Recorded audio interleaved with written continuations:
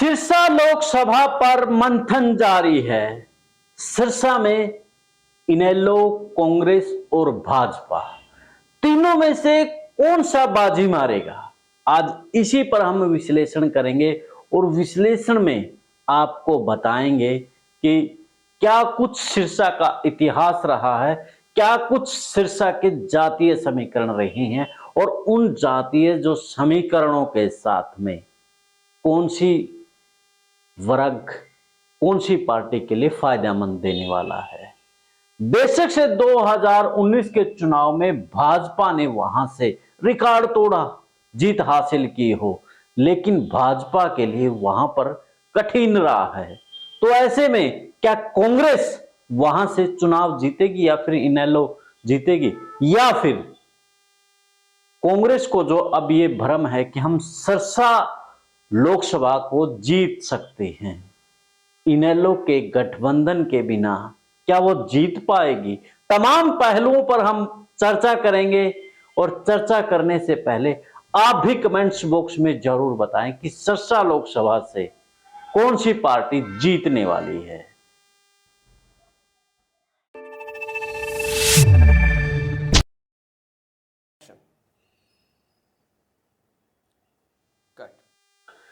सभी को नमस्कार, राम राम। मैं कुलदीप खंडेलवाल, द विश्व प्रेम न्यूज और हरियाणा न्यूज फ्लैश है। तो चलते हैं, देखते हैं क्या कुछ वहां के समीकरण है सिरसा लोकसभा को लेकर के। आज हम तमाम चीजें अपने बोर्ड से समझाएंगे कि जो चुनाव को महज कुछ समय बाकी है, ऐसे में भाजपा की नजर भी सिरसा लोकसभा पर है। तभी तो अमित शाह की रैली सिरसा लोकसभा में होती है और अमित शाह भी जानते हैं कि अगर सिरसा को जीतना है तो इनेलो का साथ लेना जरूरी है। तभी तो वो इनेलो पर अपना प्यार बरसा कर गए थे। लेकिन कांग्रेस इस बात को नहीं समझ पा रही है कि जो गठबंधन है, गठबंधन के आश्रय ही सिरसा जीता जा सकता है। वैसे देखा जाए भाजपा का अब की बार जिस प्रकार से सत्र कम हुआ है, तो भाजपा के लिए भी रहा बड़ा ही मुश्किल है। लेकिन इनेलो का बढ़ता उभार कहीं ना कहीं कांग्रेस के लिए बड़ा खतरनाक साबित हो सकता है। यानी कि अति आत्मविश्वास कांग्रेस को सिरसा लोकसभा में खास तौर पर डुबो सकता है।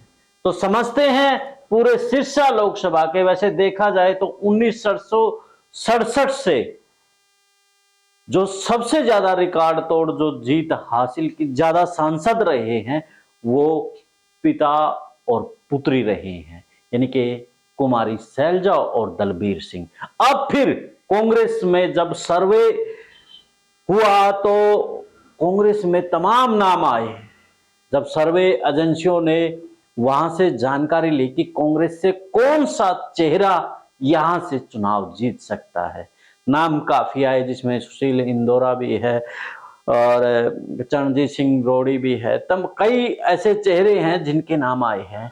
डॉक्टर सुशील इंदौरा बेहद ईमानदार व्यक्ति रहे हैं और उनका सांसद कार्यकाल ठीक रहा है, विधायक भी रहे हैं।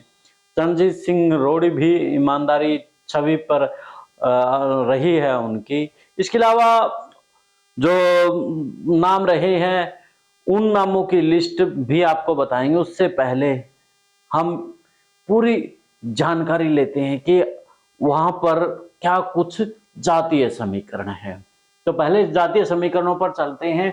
वहां पर सबसे ज्यादा जो वोट बैंक है वो अनुसूचित वर्ग का है। जब अनुसूचित वर्ग के लिए रिजर्व है तो ऐसे में वहां पर 18,82,000 वोट हैं जो वो अनुसूचित वर्ग के हैं, और जाट वर्ग के वहां पर लगभग 6,25,000 के आसपास हैं। तो वहीं जट सिखों के 1,82,000 हैं। तो पंजाबियों के 1,11,000 के लगभग वोट हैं। तो वही बनिया यानी कि अग्रवाल समाज के भी 85,000 वोट हैं।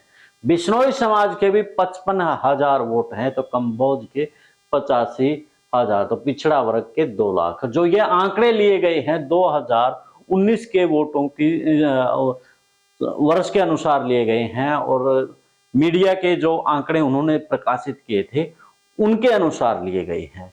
अब देखते हैं कि जिस प्रकार से भाजपा और कांग्रेस तमाम जो दल हैं, और आज या पहले की भी अगर हम बात करें तो मुद्दों के बजाय जातीय समीकरणों पर ही टिकट दी जाती है। एक कड़वी सच्चाई है। कुछ लोग कहेंगे कि आप जातीय पत्रकारिता करते हैं, आप दंगाई हो, इनके तमाम मुझे ही कहा जाता है, लेकिन इस देश की, इस प्रदेश की एक कड़वी सच्चाई है कि जातियों के आधार पर यहाँ पर टिकट दी जाती है, जातियों के आधार पर यहाँ पर चुनाव होते हैं। तो उन्हीं जातीय जो आधारित है, हमें वही तो समीकरण बताने पड़ेंगे, नहीं तो हम बताते हुए नजर आते कि सिरसा के अंदर अब यूनिवर्सिटी जो उसके संसदीय क्षेत्र के, चाहे नरवाना है चाहे टवाना है, वहां पर बेहद अच्छी शिक्षा के लिए कोई यूनिवर्सिटी नहीं है, कोई मेडिकल कॉलेज नहीं है। वो बनेंगे, अभी जो टोहाना में चर्चाएं तो चली थी, लेकिन हाल फिलहाल तक नहीं है। तो हम ये चर्चा करते हैं, लेकिन अब जातीय समीकरणों पर बात हो रही है तो हमें जातीय समीकरणों पर ही जाना पड़ेगा। तो जिस प्रकार से भाजपा और कांग्रेस को देखा जाता है कि उनको एक तरफ एक वर्ग तो दूसरी तरफ 35 वर्ग, तो अगर 35 वर्ग की बात करें तो वो भाजपा की तरफ होती है, लेकिन अब की बार भाजपा की जो राह है बड़ी मुश्किल है। खैर, उस चीज को ना जाते हुए फिलहाल हम जातीय समीकरणों पर जाते हैं। जिस प्रकार से जाट के साथ में अगर हम जाएं, ये 6,25,000 है जो कि कांग्रेस और इनेलो दोनों के लिए है, और सिरसा जिला है जो कि वो तो इनेलो का गढ़ है। जब इनेलो का गढ़ है तो कांग्रेस के लिए तो मुश्किल आनी, तो कैसे वहां नैया पार होगी। तो जो 7,25,000 वोट बैंक है, इसमें 6 लाख और हम जट सिख हैं जो 1,82,000, तो दोनों को मिलाकर के लगभग मान लेते हैं 9 लाख के आसपास वोट बैंक होते हैं।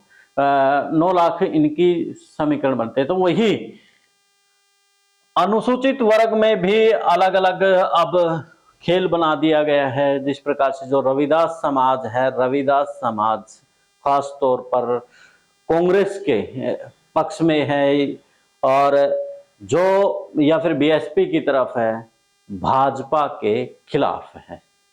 तो ऐसे में इसमें से अनुसूचित वर्ग में से, जबकि दूसरी तरफ जो वाल्मीकि समाज है या फिर दूसरे समाज हैं वो ज्यादातर भाजपा की तरफ है। तो ऐसे में नैया लगनी अनुसूचित वर्ग, और इसमें से अगर 18,82,000 में से अगर हम रविदास समाज के देखें तो लगभग ये 12 लाख के आसपास वोट बनते हैं। तो वही पंजाबी जो वोट बैंक है वो बीजेपी की तरफ जाने की संभावना रहती है, क्योंकि सीएम प्रदेश का इस समय पंजाबी है, तो वो अपनी भावनाओं में बह जाते हैं।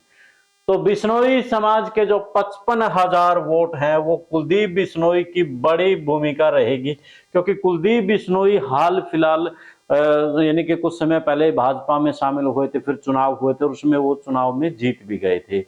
तो बिश्नोई समाज वैसे देखा जाए हाशिए पर है। वहां लग रहा था कि भव्य बिश्नोई को कोई ना कोई मंत्री पद दिया जाएगा, लेकिन कोई मंत्री पद उन्हें नहीं दिया गया। दूसरी तरफ धूड़ाराम है विधायक फतेहाबाद से, उन्हें भी कोई किसी प्रकार का पद नहीं दिया गया है।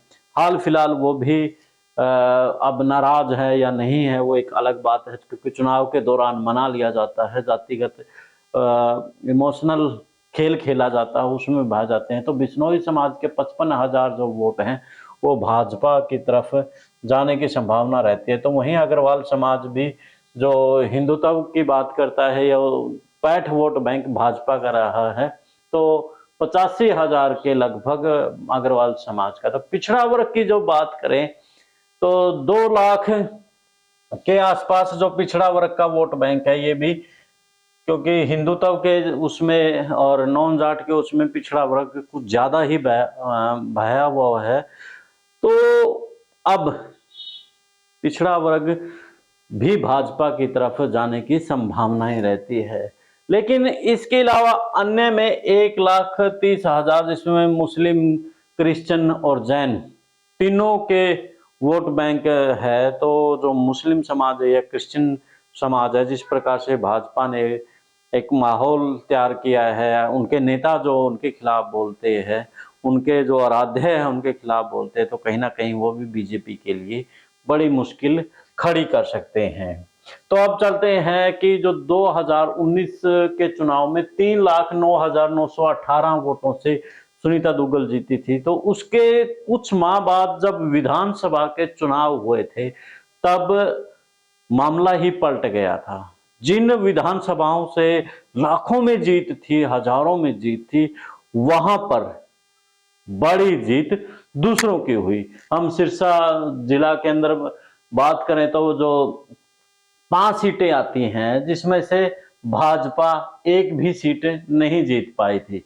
जो सिरसा से निर्दलीय गोपाल कांडा चुनाव जीत गए थे, एलनाबाद से इनेलो अभय सिंह चौटाला, डबवाली से कांग्रेस और कालावाली से भी कांग्रेस और रानिया से निर्दलीय, यानी कि 2 कांग्रेस, 2 निर्दलीय और 1 इनेलो। सिरसा जिला से बीजेपी बिल्कुल साफ हो गई थी। तो इसके बाद चलते हैं फतेहाबाद। फतेहाबाद से भी लगभग 3 सीटें हैं, जो जिसमें भी रतिया टोहाना, फतेहाबाद से भाजपा जीती, रतिया से भाजपा। तो धूड़ाराम विधायक वहां से चुने गए, रतिया से लक्ष्मण सिंह नापा चुनाव जीते थे।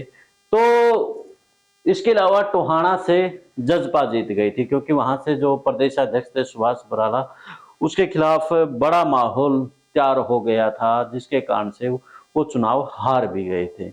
और जजपा वहां पर देवेंद्र सिंह बबली जीते थे और बड़े रिकॉर्ड तोड़ वोटों से जीते थे। यही नरवाना में हुआ था।